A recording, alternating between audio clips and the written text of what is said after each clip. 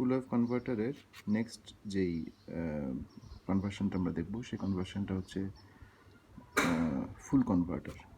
একটা হচ্ছে ফুল wave converter, যেখানে আমাদের আউটপুটটা আমাদের এক্সপেকটেশন হচ্ছে উইদাউট এনি কন্ট্রোল আউটপুটটা দেখতে এরকম আসবে। আর হাফ ওয়েভ কনভার্সন ছিল দেখতে এরকম কিছু। তো এটা হাফ ওয়েভ কনভার্সন, এটা full wave conversion, full wave converter. আর একটা বিষয় সেটা হচ্ছে সেমি কনভার্টার এবং ফুল কনভার্টারের মধ্যে তফাৎ কি খেয়াল রাখতে হবে। একটা হচ্ছে ফুল ওয়েভ কনভার্টার আর একটা হচ্ছে ফুল কনভার্টার। হ্যাঁ, সো সিঙ্গেল ফেজ আজকে যেটা দেখতে যাচ্ছি সেটা হচ্ছে সিঙ্গেল ফেজ ফুল কনভার্টার। তো আমরা ফুল ওয়েভ কনভার্সনই করবো, বাট একই সঙ্গে সেটা ফুল কনভার্টার। বিষয়টা তাহলে কীরকম? সেটা হচ্ছে সেমি কনভার্টারে যেটা হয় যে আউটপুট ভোল্টেজ এবং কারেন্ট দুটো যদি দেখতে অনেকটা এরকম। আউটপুট ভোল্টেজ এবং কারেন্ট সবসময় পজিটিভ। যেখানে ফুল কনভার্টার যদি হয় সেটার প্রপার্টি হচ্ছে দেখতে এরকম। ভোল্টেজ পজিটিভ হতে পারে, নেগেটিভ হতে পারে, তবে কারেন্টটা সবসময় পজিটিভ। সো এখানে হচ্ছে মূল তফাৎটা। একটা হচ্ছে কনভার্সনের পরে ভোল্টেজ এবং কারেন্টের যেই পোলারিটি বা তাদের যে ফিচার তার উপর নির্ভর করে আসলে আমরা এই সেমি কনভার্টার ফুল কনভার্টার দুটো ভাগে ভাগ করি। কিন্তু আদারওয়াইজ ওয়েভের যে নেচার, যদি আমি নেগেটিভ সাইকেলকেও রেকটিফাই করে থাকি তাহলে সেটাকে বলা হচ্ছে ফুল ওয়েভ কনভার্টার, যেটা আমরা আগেও পড়েছি। মানে এই কোর্সেও আসার আগেও আমরা অন্য কোর্সেও পড়ে এসেছি। যখন প্রথম ডায়োড পড়ি আমরা তখনই আসলে এইটা পড়ে আসা। আচ্ছা, যাক, আমরা তাহলে শুরু করি। সিঙ্গেল ফেজ ফুল কনভার্টার সার্কিটটা প্রথমে ড্র করে ফেলি।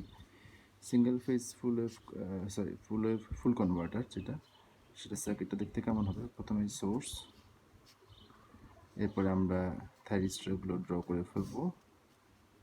এখানে 4টা থাইরিস্টার ড্র করলাম। কানেকশনটা কমপ্লিট করি। এবারে লোড, এবং লোডটা ইনডাকটিভ লোড। খেয়াল রাখতে হবে, লোড যদি ইনডাকটিভ না হয় তাহলে কখনোই আমরা এই অপারেশনটা পাবো না। লোড অবশ্যই ইনডাকটিভ হতে হবে এই ধরনের অপারেশন পাওয়ার জন্য। আর এরপরে কি হচ্ছে, এখানে কোনো ফ্রি হুইলিং ডায়োড কানেক্ট করবো না, কারণ ফ্রি হুইলিং ডায়োড কানেক্ট করলে সেটা কিন্তু আবার সেই সেমি কনভার্টারই হয়ে যাবে, যেটা আমরা গত ক্লিপে দেখে এসেছি যে যখন আমরা এখানে একটা ফ্রি হুইলিং ডায়োড কানেক্ট করি তখন নেগেটিভ সাইকেলে এই থাইরিস্টার বা ডায়োড যাই থাকুক না কেন সেগুলো অফ হয়ে যায় এবং সেগুলো কন্ট্যাক্ট করতে পারে না। তখন কারেন্টটা এই লুপ, এখানে একটা ফ্রি হুইলিং ডায়োড থাকলে ওই ফ্রি হুইলিং ডায়োড ক্রিয়েটেড যে লুপটা সে তার ভিতরে ফ্লো করে, এবং ফলাফল হচ্ছে যে আমাদের আউটপুট ভোল্টেজটা সবসময় পজিটিভ থাকে। তো যাই হোক, আজকে আমরা যেহেতু ফুল কনভার্টার পড়বো সে কারণে আমরা ফ্রি হুইলিং ডায়োডটা ড্র করলাম না। নেমিং করা যাক। এগুলো হচ্ছে, প্রথমে এটাকে বলবো T1, এটা T2, আর আমরা এটাকে বলি T3। আমরা স্লাইডে যেটা পড়ে এসেছি সেটাই আমরা ফলো করছি আসলে। আর একটা বিষয় সেটা হচ্ছে এটা কত নম্বর স্লাইডে আছে আমাদের প্রেজেন্টেশন, যেটা লেকচার 3.1 তার 23 নম্বর স্লাইডে, স্লাইড নাম্বার 23।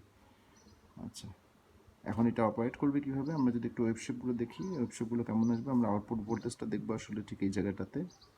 এখানে আমরা আউটপুট ভোল্টেজ দেখতে পাচ্ছি এবং যে কারেন্টের ভিতর দিয়ে ফ্লো করবে সেটা হচ্ছে আই আউটপুট, যেটা ফ্লো করে এটা সাপ্লাই ভোল্টেজ, সো এটা ভিএস। তো এই ভোল্টেজগুলো আমরা দেখতে চাই, ওয়েবশেপগুলো দেখতে চাই। তো ওয়েবশেপগুলো দেখতে চাইলে কেমন হবে ওয়েবশেপগুলো? আমরা একটা কাজ করি, আমরা এই পেজটার এই পাশে চলে আসি।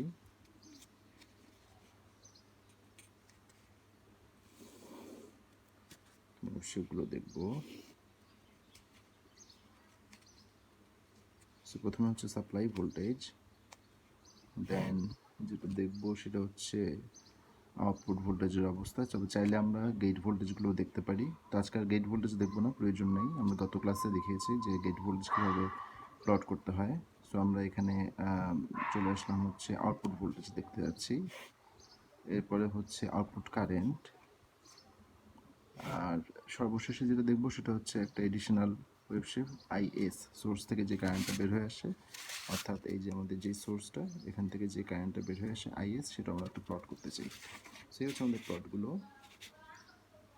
প্রথমে আসা যাক, আমরা সাপ্লাই ভোল্টেজটা প্লট করে ফেলি। সাপ্লাই ভোল্টেজটা দিতে কেমন হবে? অবভিয়াসলি এরকম সাইনোসয়েডাল ওয়েভ, প্লট করলাম। দেন আউটপুট ভোল্টেজ।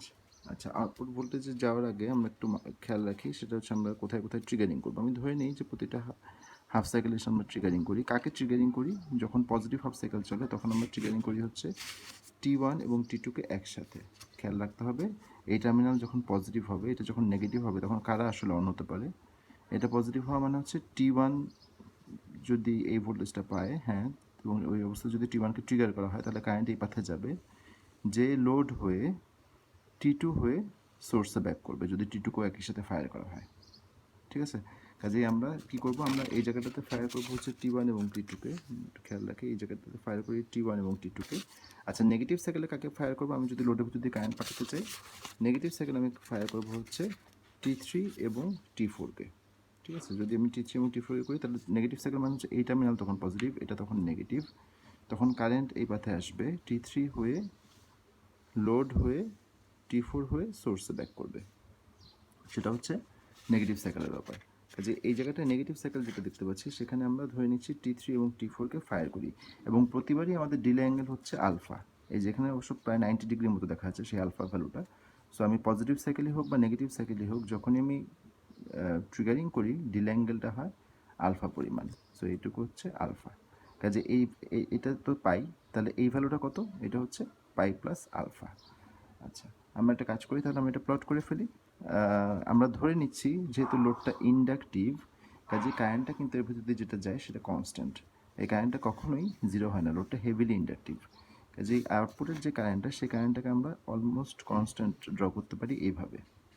তাহলে আউটপুটের ভোল্টেজটা কেমন দাঁড়াবে? আউটপুটের ভোল্টেজটা দাঁড়াবে এরকম। আমি যখন T1 T2কে ফায়ার করি তখন এর ভিতর দিয়ে কারেন্ট ফ্লো করে। সো লোড কী করবে? লোড যেটা দেখবে সেটা হচ্ছে সে সাপ্লাই ভোল্টেজের ওই পজিটিভ সাইকেলটা তখন সে ফলো করবে। সাপ্লাইয়ের পজিটিভ সাইকেলটাকে সে ফলো করবে after firing T1 and T2 together.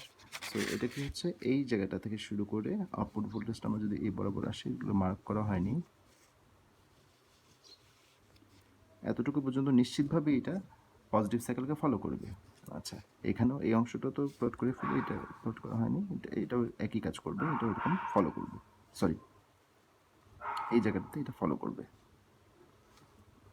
এই জায়গাটাতে। আচ্ছা, এবার নেগেটিভ সাইকেলের অবস্থাটা কী হবে? নেগেটিভ সাইকেলে সে কি বন্ধ হয়ে যাবে? না, নেগেটিভ সাইকেলে সে বন্ধ হয় না। কেন বন্ধ হয় না? কারণ লোডটা তো ইন্ডাকটিভ, কাজে কারেন্ট কী হচ্ছে খেয়াল করে দেখো, এইটা এবার আসলো, এখন কিন্তু নেগেটিভ সাইকেল চলে আসছে। সো নেগেটিভ সাইকেলে আসলে নিয়ম অনুযায়ী T1 T2 বন্ধ হয়ে যাওয়া উচিত, কিন্তু T1 T2 বন্ধ হতে পারবে না। কারণ কি, এখানে ইন্ডাকটিভ কারেন্টটা তার ভিতর দিয়ে ফ্লো করতে থাকবে, এবং যেহেতু কারেন্টটা ল্যাগিং, কিছু সময় পরে যে এসে বন্ধ হওয়ার কথা। আর এখানে তো বলা হচ্ছে যে কনস্ট্যান্ট কারেন্ট, সো এখানে অনেক হেভিলি ইন্ডাকটিভ কারেন্ট ফ্লো করতেই থাকে, এবং T1 T2 সহজে বন্ধ হয় না। T1 T2 তাহলে কখন বন্ধ হবে? যখন তুমি T3 এবং T4কে ফায়ার করবা, তখন T1 এবং T2 বন্ধ হয়ে যাবে। কেন? কারণ তখন দেখা যাচ্ছে যে এই পজিটিভটা চলে আসবে এর এই ক্যাথোডে, আর নেগেটিভটা চলে আসবে এর অ্যানোডে, অ্যান্ড দ্য সেম টাইম এর ভিতর দিয়ে যে কারেন্ট ফ্লোটা ছিল সেই কারেন্ট ফ্লোটাও শেষ হয়ে আসবে। তো ওই কারণে T3কে এবং T3 এবং T4কে ফায়ার করলে তখন এই পথে মানে একই ডিরেকশনে কারেন্ট যাবে, বাট T1 T2 তখন বন্ধ হয়ে যাবে। T3 T4কে ফায়ার করলে, T3 T4কে ফায়ার না করা পর্যন্ত কিন্তু এই পজিটিভটা কখনোই এখানে আসবে না। সো কারেন্ট কিন্তু আসলে জিরো হচ্ছিল না, বাট রিভার্স ভোল্টেজ অ্যাপ্লাই করার কারণে, হেভিলি ইন্ডাকটিভ হলে রিভার্স ভোল্টেজ অ্যাপ্লাই করার কারণে T1 এবং T2 অফ হয়ে যাবে। আচ্ছা, তাহলে আমরা একটা কাজ করি, T1 T2 তাহলে কখন অফ হচ্ছে? বোঝা যাচ্ছে যে সে T3 T4 অন না করা পর্যন্ত সে আসলে কন্ডাক্ট করতেই থাকবে। কন্ডাক্ট করলে সে আসলে কোন ভোল্টেজটা দেখাবে? কন্ডাক্ট করলে সে কিন্তু দেখাবে সাপ্লাই নেগেটিভটা, কারণ সাপ্লাই কিন্তু এখন নেগেটিভ চলে। সো সাপ্লাই নেগেটিভটাই আমরা লোড ড্রাইভ করতে পারবো। সেটাই আমরা দেখতে পাচ্ছি এখানে, সাপ্লাই নেগেটিভটা আমরা লোড ড্রাইভ করতে পেলাম। এখানেও ঠিক তাই, সাপ্লাই নেগেটিভটা আমরা লোড ড্রাইভ করতে পারবো। এবং যখন আমি T3 T4কে ফায়ার করবো, সাথে সাথে কিন্তু ভোল্টেজটা আবার অপোজিট ডিরেকশনে চলে যাবে, মানে পজিটিভে চলে যাবে। কারণ খেয়াল করে দেখি আমরা, এই যে কারেন্টটা কিন্তু তখন লোডের ভিতরে একই ডিরেকশনে ফ্লো করে, হ্যাঁ, এবং একই ডিরেকশনে ফ্লো করার কারণে জাস্ট এই পজিটিভটাই কিন্তু এসে T3তে চলে আসছে। T3 হয়ে এই যে T3 যেহেতু এখন শর্ট, এই পজিটিভটা এই টার্মিনাল হয়ে T3 হয়ে এই জায়গাটাতে পাচ্ছি আমরা। তার মানে আউটপুট ভোল্টেজটা কিন্তু পজিটিভে আসবে। সো আউটপুট ভোল্টেজটা পজিটিভ হয়ে গেল, এবং এটা কন্টিনিউ করবে। আবার যখন T1 T2কে ফায়ার করব, সেই সময় পর্যন্ত এটা এভাবে কন্টিনিউ করবে। সো আমি ধরে নিচ্ছি এখানেও ঠিক আগের সাইকেল থেকে হয়তো কন্টিনিউ করতো, আমি এটা ড্র করি, আগের সাইকেল থেকে সম্ভবত সে কন্টিনিউ করে, সে কারণে এটাকে এভাবে ড্র করা। আমরা স্লাইডেও কিন্তু এটা এভাবে ড্র করেছি। কাজেই এই হচ্ছে আমাদের আউটপুট ভোল্টেজ। সো T1 T2কে ফায়ার করলে পজিটিভ সাইকেল পার হয়েও নেগেটিভেও সে যে কন্ডাক্ট করে, যতক্ষণ আমি T3 T4কে ফায়ার করি। আচ্ছা, এরপরে যেটা আসবে সেটা হচ্ছে আমাদের আউটপুট কারেন্টটা। তো আমি আগেই বললাম যে এটা একটা কনস্ট্যান্ট কারেন্ট ধরে নিচ্ছি। ইনফ্যাক্ট এটা একদম কনস্ট্যান্ট হয় না, আসলে একটু উঠানামা থাকে এখানে। যেমন ঠিক যখন পজিটিভ সাইকেলটা কন্টিনিউ করে তখন কারেন্ট এইভাবে বাড়ে, আবার যখন নেগেটিভ সাইকেল চলে আসে তখন কারেন্ট এভাবে কমে। একই কথা হচ্ছে আবারও এটা আবার এভাবে বাড়বে, এভাবে কমবে। তো এটা এভাবে কন্টিনিউ করে, তো এটা এত ঝামেলা না গিয়ে সোজা আমরা কনস্ট্যান্ট ড্র করে ফেলেছি। লাস্টে হচ্ছে আমাদের সোর্স কারেন্ট। সোর্স কারেন্ট আসলে কখন ফ্লো করে? সোর্স কারেন্ট আমরা যেটা দেখতে পাচ্ছি সেটা হচ্ছে যে সোর্স কারেন্ট ফ্লো করবে হচ্ছে প্রথমে যখন এখানে পজিটিভ সাইকেল থাকবে। এখানে যদি পজিটিভ সাইকেল থাকে, এটা যদি পজিটিভ হয়, এটা নেগেটিভ হয়, তখন কারেন্টটা T1 হয়ে T2 হয়ে সোর্সে ব্যাক করে। এই কারেন্টটা আমি যদি বলি এখান থেকে বের হয়ে আসছে, ওকে, তো এই কারেন্টটাকে আমরা বলি পজিটিভ। সো এটা কখন ঘটে? এটা হচ্ছে যখন T1 T2 ফায়ার করা হয় সেই সময়টা এটা ঘটে। সো আমরা T1 T2 আসলে T1 T2 কতক্ষণ অন থাকে? T1 T2 কিন্তু T3 T4 ফায়ার না করা পর্যন্ত অন থাকে। কাজেই এই এতটুকু সময় T1 T2 কিন্তু অন থাকে। কাজেই আমরা যদি এখন আউটপুটের কারেন্টটা ড্র করি, আউটপুটের কারেন্টটা হবে দেখতে অনেকটা এরকম। T1 T2 যতক্ষণ অন থাকে এই এতটুকু সময় হচ্ছে সোর্স থেকে কারেন্ট বের হয়ে আসে। আচ্ছা, সোর্সে কারেন্ট ঢুকে কখন? ঢুকে হচ্ছে যখন আমরা এই যে T1 থেকে T2 হয়ে ব্যাক করলো, এইটা হচ্ছে কারেন্ট বের হয়ে আসার পথ, এবং এটাকে আমি পজিটিভ বললাম। পরবর্তীতে যখন তুমি T3 T4কে ফায়ার করো তখন কারেন্ট কিন্তু বের হয় এখান থেকে, কারণ তখন নেগেটিভ সাইকেল চলে আসছে। তার মানে এই টার্মিনাল পজিটিভ, এটা নেগেটিভ। সো কারেন্ট এদিক থেকে বের হবে T3 T4 হয়ে। খেয়াল করে দেখো আইএস কিন্তু এখন অপোজিট ডিরেকশনে যে সোর্সে ব্যাক করে। সো যেহেতু অপোজিট ডিরেকশনে যাচ্ছে আইএসটা, সে কারণে আমরা আইএস কী করবো, এখন নেগেটিভ আনবো। এবং সেটা কোন সময়টা? সেটা হচ্ছে এই T3 T4 থেকে শুরু করে T1 T2 পর্যন্ত এই সময়টুকু। সো এতটুকু সময় হচ্ছে আমরা দেখতে পাবো যে কারেন্ট, যেটা সোর্স কারেন্ট, সেটা হচ্ছে নেগেটিভ।